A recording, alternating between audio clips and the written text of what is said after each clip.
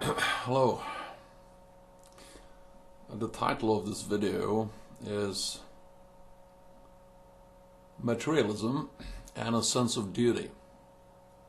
Materialism and a Sense of Duty.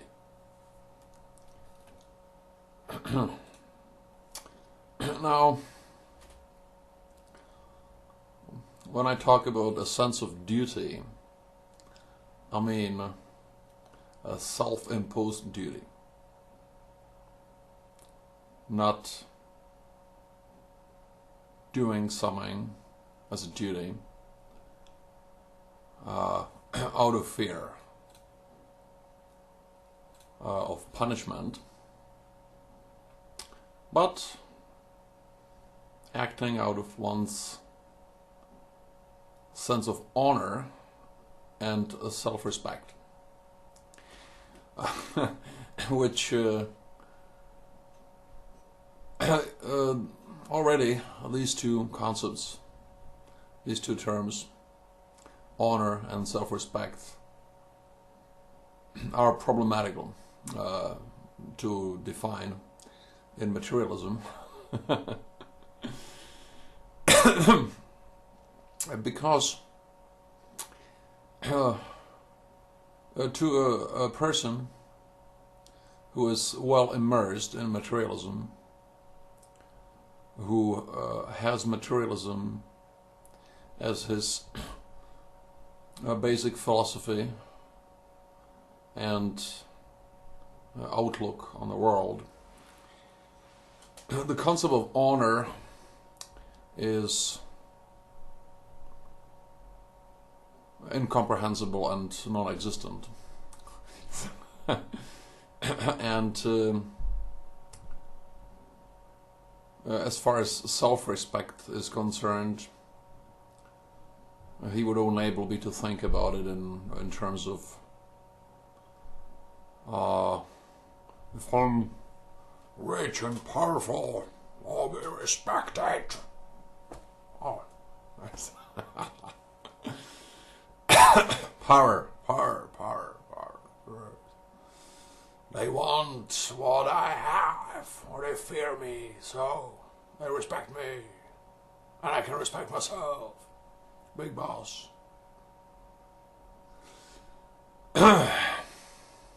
Big bully.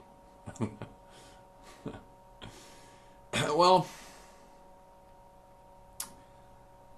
in a sense, in these videos, I guess I'm preaching to the choir,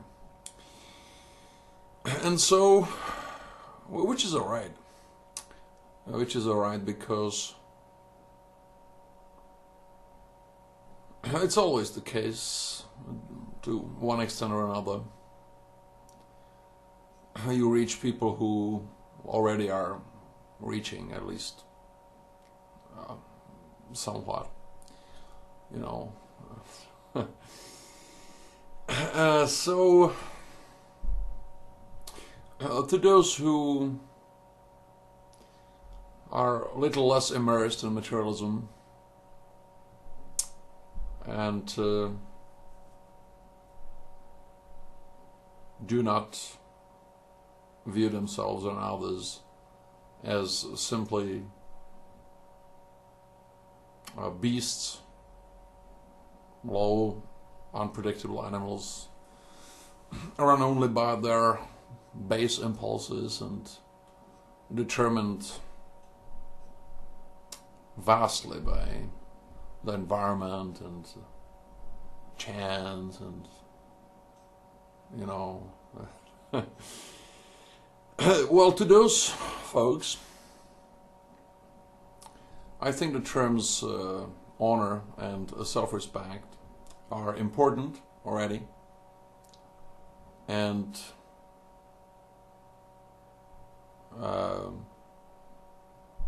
important and you know, powerful. They should be. Well, honor, might say, is an overarching concept of the essential spiritual ideals.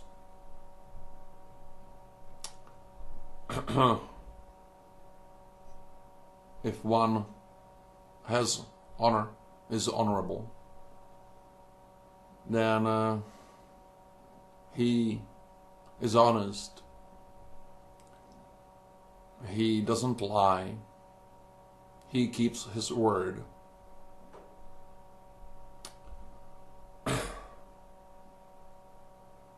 He tries to do with all his might what is right.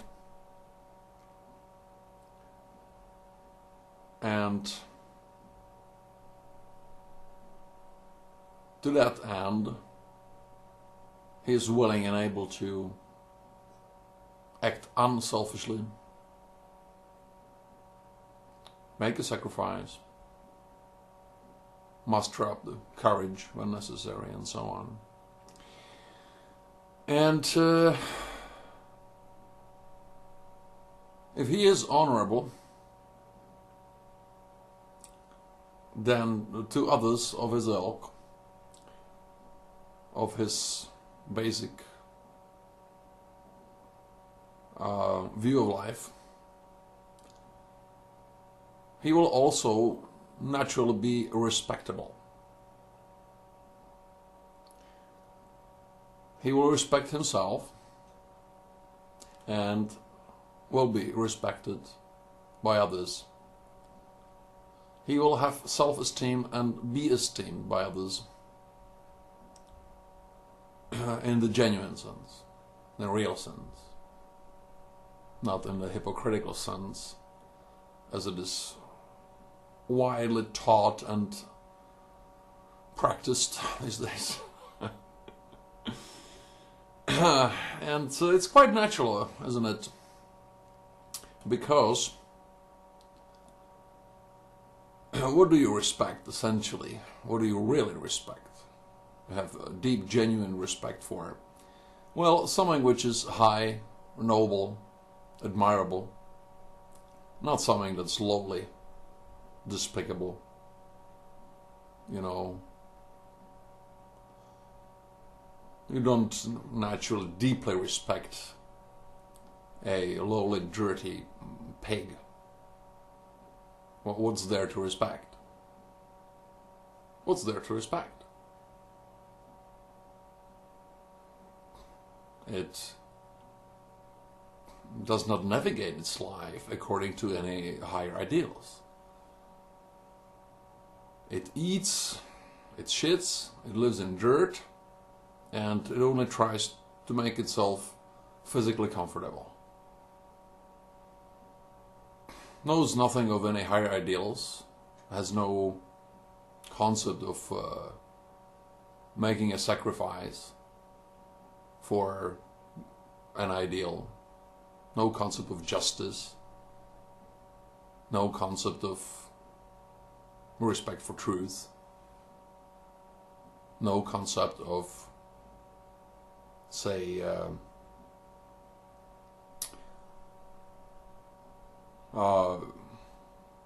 love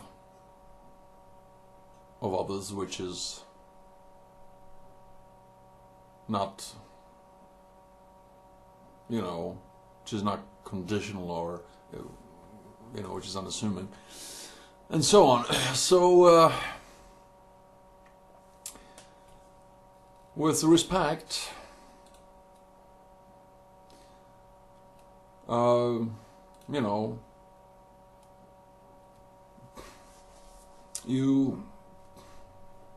we speak of respect for others or for oneself. We're talking about, something deserving of respect as a creature of a more noble nature and with a higher potential and destination,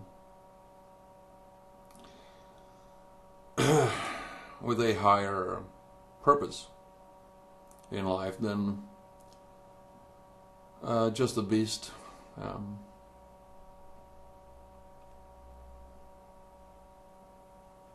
And so, if we want to talk about a sense of duty on this platform, a self-imposed duty,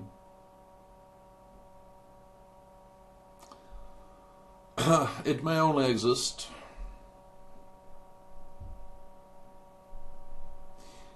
in the presence of, say, a wider anchoring of one's life and its meaning, perceived meaning, in some shared immaterial transcending ideals. Without them, a self-imposed duty,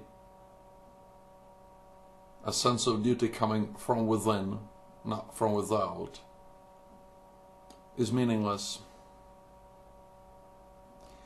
A sense of duty to, say, family, country, to the future, the truth, to what is right, to fairness and justice and so on, it becomes just a vague and a vacuous concept which cannot be understood.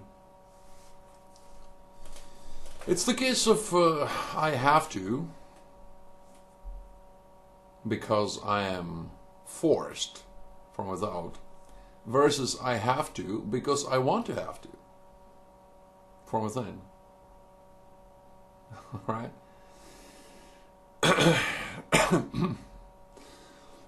Sorry. Now, truly taking on responsibility for something carries with it a sense of duty, doesn't it? A self-imposed duty to make it go right, to make sure that it be accomplished, and so on. And right away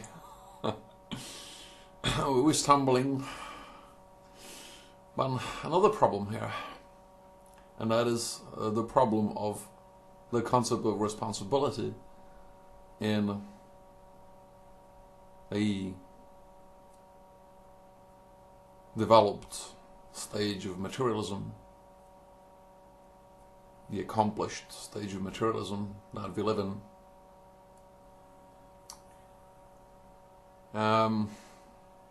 Why? In materialism, there can only be and is responsibility for oneself.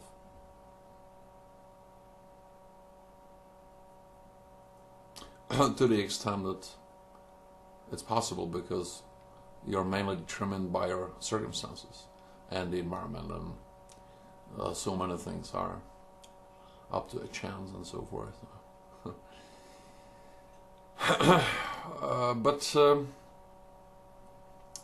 that's too limited a concept of responsibility. It's just too limited, because one cannot very well be responsible for oneself and the course of his own life if he is unwilling to take a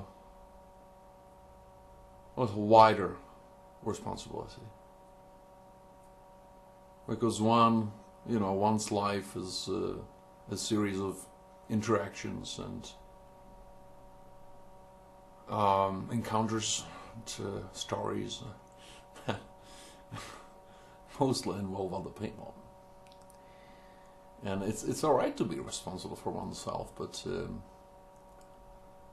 if it is strictly meant me and me only, and, well, it's just not. It's not good enough. It's too narrow.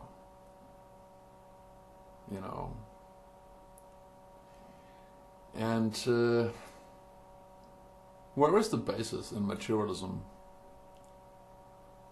for having responsibility exceeding one's self, one's own self?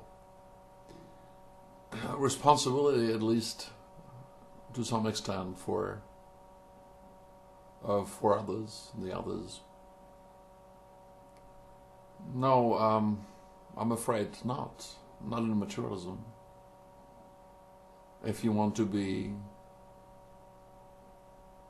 you know, intellectually honest, and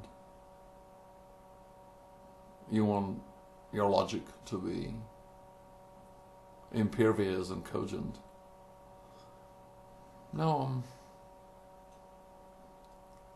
well, you see, the line of thinking in materialism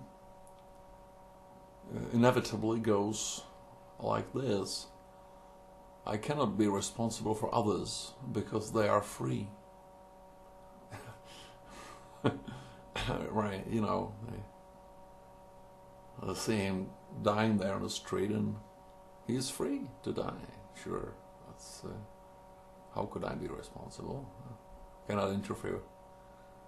I cannot interfere with his freedom to die in pain there, can I?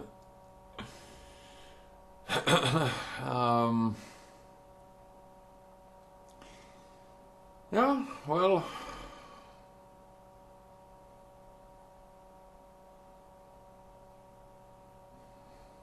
I have said this many times, over and over in these videos, but it's worth repeating because, you know, these are the points where that you have to drive in.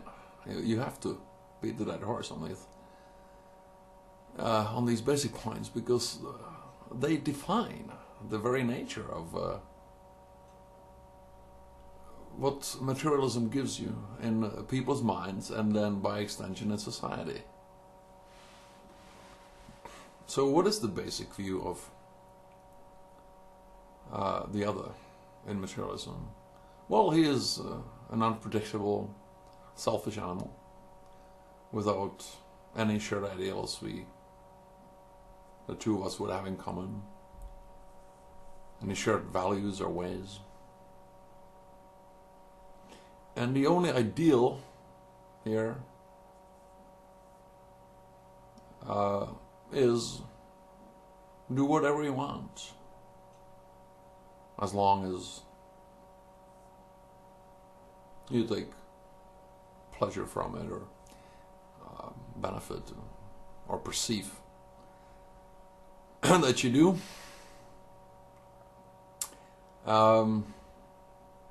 Absolute freedom for the individual.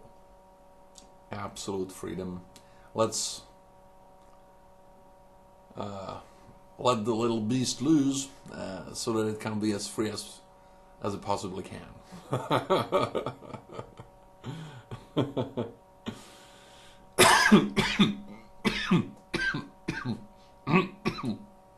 Sorry for that. But is society possible this way? Think about it. I'm not talking about the walking course that we just come to call society these days. I'm talking about a real society, a living organism.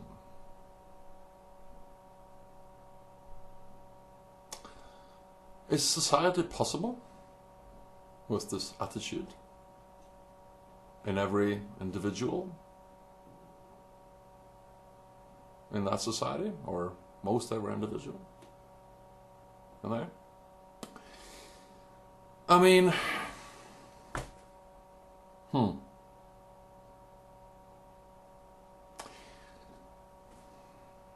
if one wants to live, you know, in a good, safe, comfortable society We like to hear these things these days.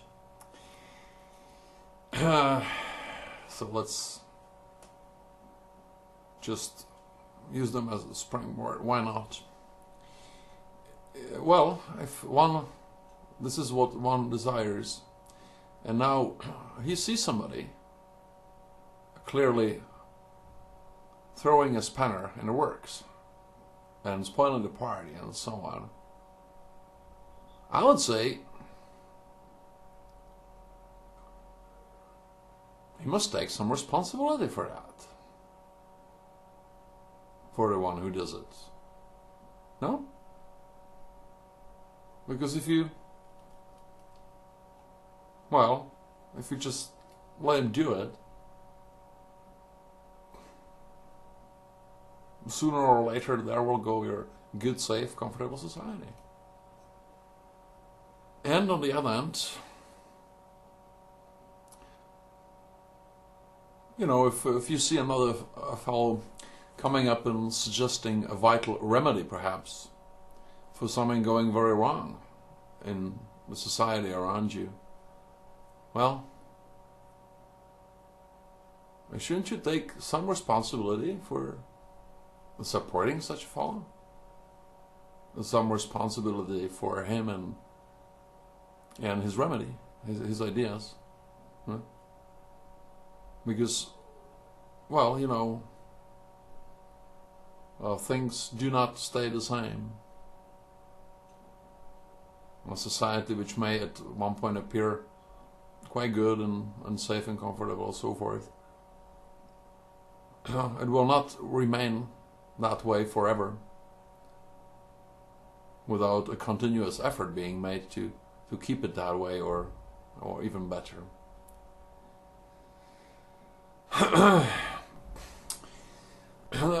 Now, it's important to remember one thing. If you cannot have responsibility for it, real responsibility, you cannot have it. You cannot really have it. Not for long anyway. Civilization including. And no mechanisms to ensure that will help. For real responsibility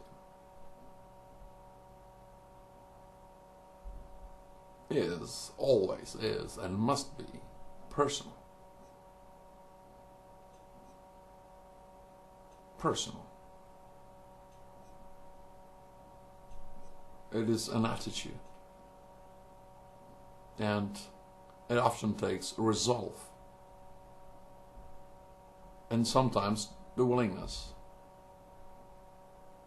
to accept a risk or make a sacrifice. Can a mechanism or a system or a machine make a sacrifice?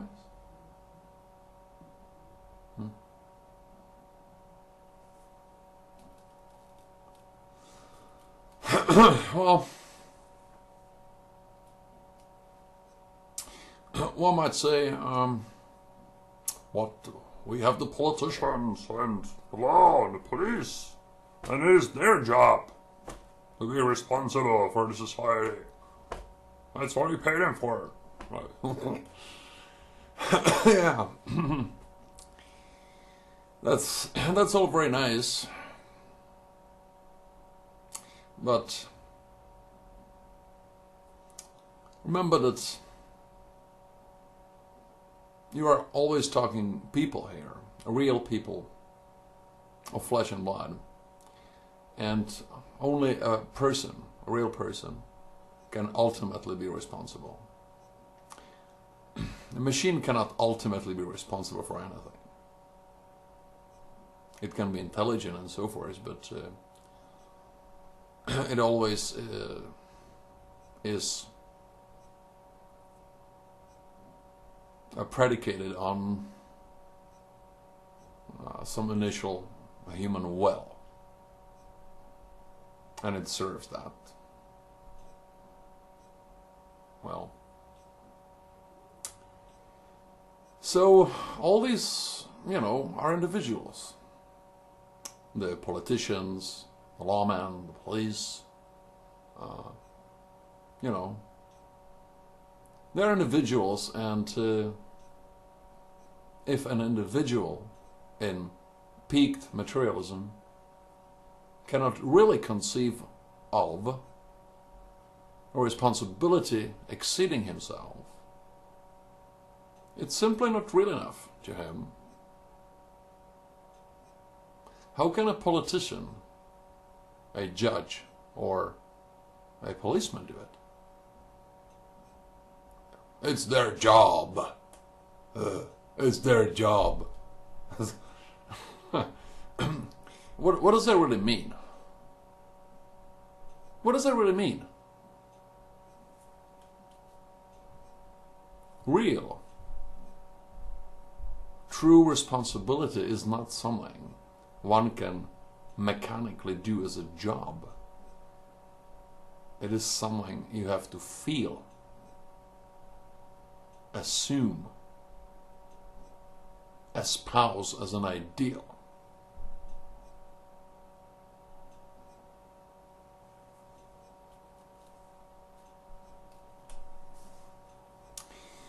Right.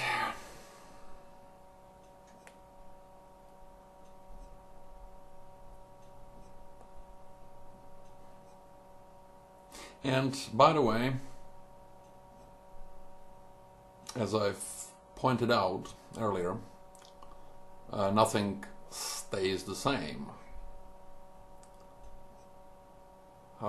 Things may appear to be stagnant or stay the same even for quite a while, especially if they are large things. But eventually, ultimately, it either shrinks slowly, or it expands, or it may transform and so on, but it will not stay the same forever. And without the ability or willingness, let's really speak willingness here, especially in relation to responsibility. Without the willingness to take on a greater responsibility, the willingness to take on any responsibility, even the smallest one, erodes after time, inevitably.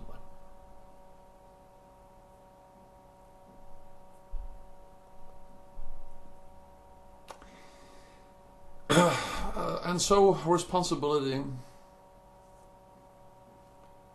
as the resolve, the assumed duty to make things go in a certain direction against all the odds and so on. I'll do all I'll be able to for it. I shall not fear. I shall overcome all the obstacles and so on, etc. Just how often do you meet this attitude and mindset these days? Genuine. I mean, a genuine manifestation of this. I wonder. Now, responsibility, well, who do you respond to?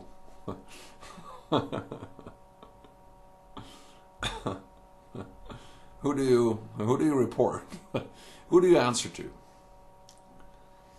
God? Conscience? Is conscience possible in materialism? Is it a defendable concept in peaked materialism? Uh.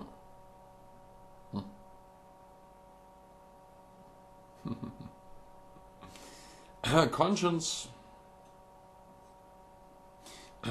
Conscience used to be, at one time, identified with the voice of God in one's mind. But there is no God in materialism. There are no gods. There is no higher, nobler nature to man. In fact, man has no nature. A given, immutable, fixed nature, which defines him as man. In our understanding here, that is, being more of an angel than a beast. Or, en route there. No, not in materialism. In materialism,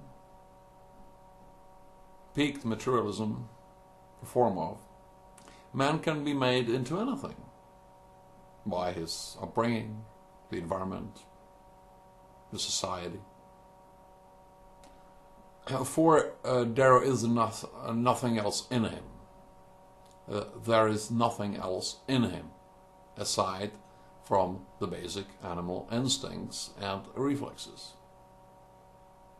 such as the survival instinct or the sexual instinct, except for what the society has put in him. So, there is, in materialism, there is no spiritual nature to man. And he can be made into anything by correct social conditioning and pressure. He can be made into a creature without conscience, or he can be made into one with something resembling conscience, perhaps, as a social construct implanted into him, of course. And so, in closing, you cannot really be responsible in materialism because you are only a product of your instincts and inherent impulses that you cannot control. The product of your society. Which is funny in a sense because any society is simply a composition of individuals. So if you say an individual is a product of a society, then we are a product of one another. Or I don't know. It's a, sort of a definition in circle, I guess. Sometimes when you think these concepts through, they strike you as pretty dull, really. But yes, that's the materialist point of view. You are only a product of your base, uncontrollable impulses, of your social conditioning, and you are completely subject to relativism. You are a leaf in the wind. You can try, sure, but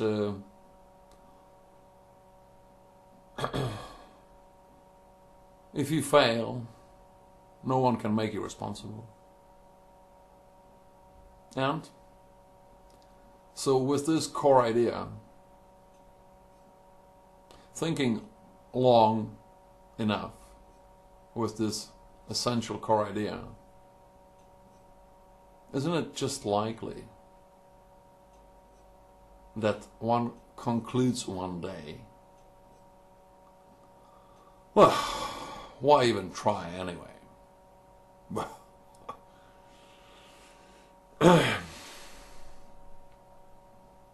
Thanks for watching.